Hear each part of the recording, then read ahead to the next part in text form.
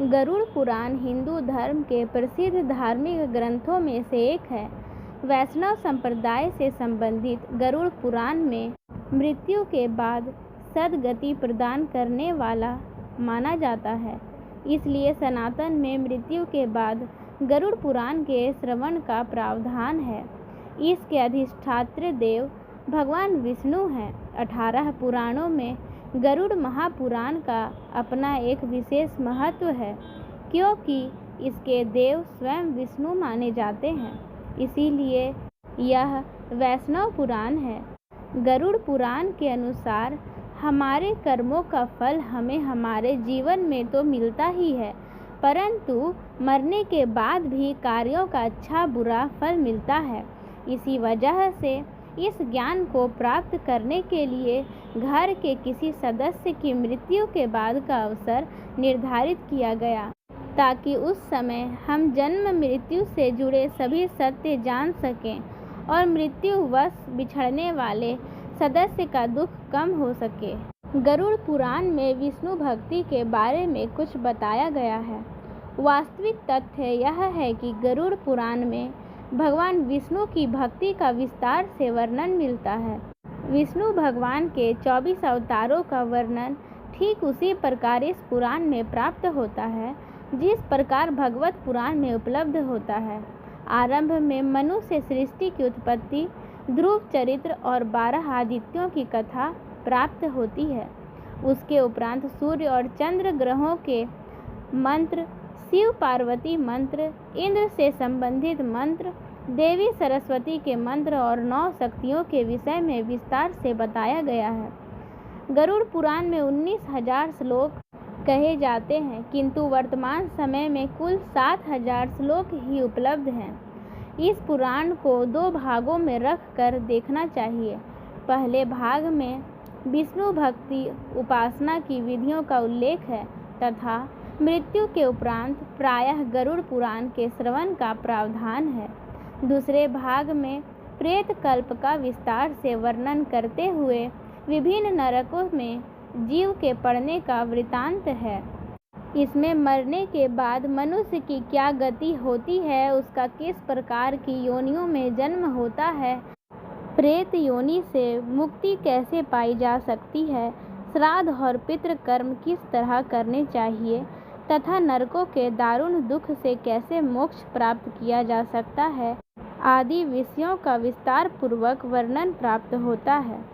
कथा इस प्रकार है। इस पुराण में महर्षि कश्यप और तक्षक नाग को लेकर एक सुंदर उपाख्यान दिया गया है। ऋषि के शाप से जब राजा परीक्षित को तक्षक नाग डसने जा रहा था, तब मार्ग में उसकी भेंट कश्यप ऋषि से हुई।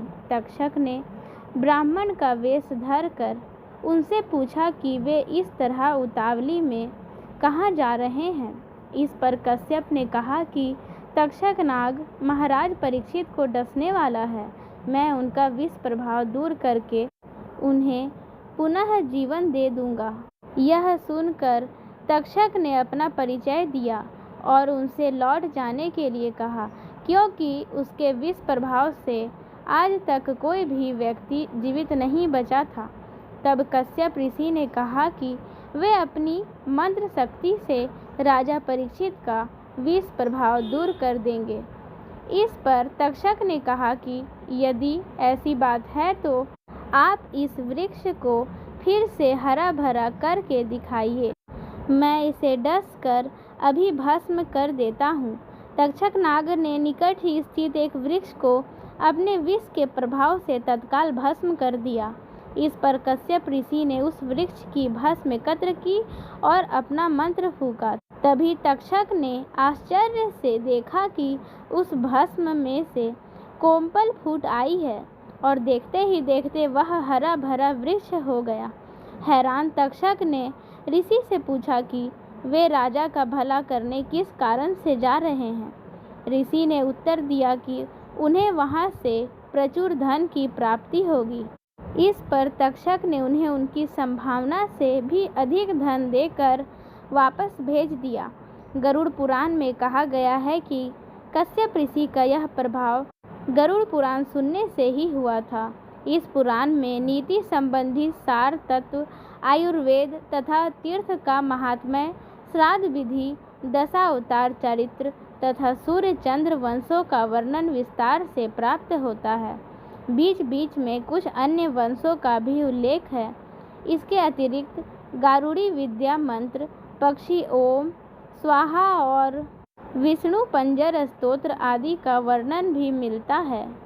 गरुड़ पुराण में विविध रत्नों और मणियों के लक्षणों का वर्णन विस्तार पूर्वक किया गया है। साथ ही हिंदू ज्योतिष, सामुद्रिक शास्त्र, सांपों के लक्षण, धर्मशास्त्र, विनायक शांति, वर्णाश्रम धर्म व्यवस्था, विविध व्रत उपवास, संपूर्ण अष्टांग योग, पतिव्रत धर्म महात्म्य, जप तप कीर्तन और पूजा विधान आदि का भी विस्तार से उल्लेख मिलता है। इस पुराण के प्रेत कल्प में 35 अध्याय हैं, जिसका प्रचलन सबसे अधिक हिंदू धर्म में है। इन 35 अध्यायों में यमलोक, प्रेतलोक और प्रेत योनि क्यों प्राप्त होती है, उसके कारण, दान महिमा, प्रेत योनि से बचने के उपाय, अनुष्ठान और श्राद्ध कर्म आदि का वर्णन विस्तार से किया गया है। ये सारी बातें मृत्यु को प्राप्त व्यक्ति के परिवार वालों पर गहरा प्रभाव डालती है। वे दिवंगत व्यक्ति की सद्गति और मोक्ष के लिए पुराण विधान के अनुसार भरपूर दान दक्षिणा देने के लिए तत्पर हो जाते हैं। इस पुराण का उद्देश्य भी यही जान पड़ता है। गरुड़ पुराण के दूसरे अध्याय में यह वर्णन मिलता है, जिसमें गरुड़ केशव से कहते हैं कि हे केशव, यमलोक का मार्ग किस प्रकार दुखदाई होता है, पापी लोग वहाँ किस प्रकार जाते हैं, मुझे बताइए। भगवान बोले, हे गरुड़, महान दुख प्रदान करने वाले यम मार्ग के विषय में मैं तुमसे कहता हूँ। मेरा भक्त होने पर भी तुम उसे सुनकर कांप उठोगे। यम मार्ग में वृक्ष की छाया नहीं है, अन्न आदि भी नहीं है, वहाँ कहीं जल भी नहीं है। वहाँ प्रलय काल की भांति 12 सूर्य तपते हैं। उस मार्ग से जाता हुआ पापी कभी बर्फीली हवा से पीड़ित होता है, तो कभी कांटे चुभते हैं, कभी महाविषधर सर्पों द्वारा डसा जाता है, कहीं अग्नि से जलाया जाता है, कहीं सिंहों, व्याघ्रों और भयंकर कुत्तों द्वारा खाया जाता है, कहीं बिच्छुओं द्वारा डसा जाता है। इसके बाद वह भयंकर असिपत्रवन नामक नरक में पहुंचता है, जो 2000 योजन के विस्तार वाला है। यह वन कौवों, उल्लुओं, गिद्धों, सरघों तथा डांसों से व्याप्त है। उसमें चारों ओर दावाग्नि है। वह जीव कहीं अंधे कुएं में गिरता है, कहीं पर्वत से गिरता है, कहीं छुरे की धार पर चलता है, कहीं कीलों के ऊपर चलता है, कहीं घने अंधकार में गिरता है, कहीं उग्र जल में गिरता है, कहीं जोंकों से भरे हुए कीचड़ में गिरता है, कहीं तपी हुई बालुका से व्याप्त और धधकते ताम्रमय मार्ग, कहीं अंगार राशि, कहीं अत्यधिक धुएं से भरे मार्ग पर उसे चलना पड़ता है, कहीं अंगार वृष्टि, कहीं बिजली गिरने, शिलावृष्टि, कहीं रक्त की, कहीं शस्त्र की और कहीं गर्म जल की वृष्टि होती है, कहीं खारे कीचड़ की वृष्टि होती है, कहीं मवाद, रक्त तथा विष्ठा से भरे हुए तालाब मिलते हैं।